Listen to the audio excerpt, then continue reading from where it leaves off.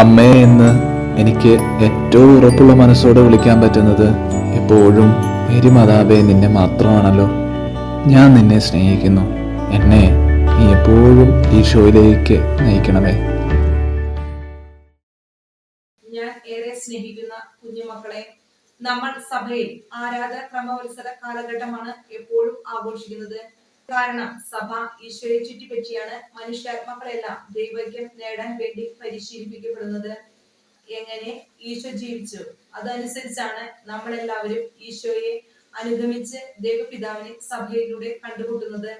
അതിന് നമ്മെ സഹായിക്കുന്നത് പരിശുദ്ധാത്മാവാണ്.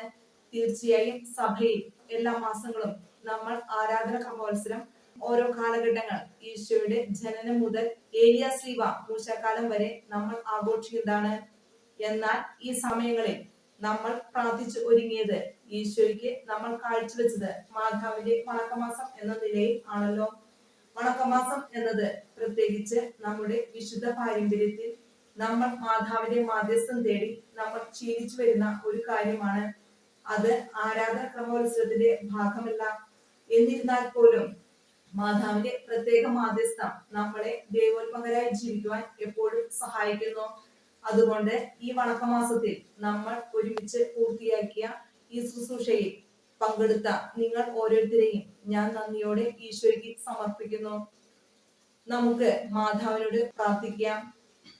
എന്റെ പ്രിയപ്പെട്ട അമ്മേ, എനിക്ക് നൽകപ്പെട്ടിരിക്കുന്ന എന്റെ പ്രിയപ്പെട്ട എല്ലാ മക്കളെയും അവരുടെ മാതാപിതാക്കളെയും ഞാൻ നിന്റെ കരങ്ങളിൽ സമർപ്പിച്ച് പ്രാർത്ഥിക്കുന്നു. എല്ലാവരും ഈശോയിൽ നിന്ന് ഒരിക്കലും പിന്മാറാതെ കാത്തു സൂക്ഷിക്കണമേ. അവരുടെ ശുശ്രൂഷകളെ സ്വർഗത്തിലും ഭൂമിയിലും മഹത്വപ്പെടുത്തണമേ.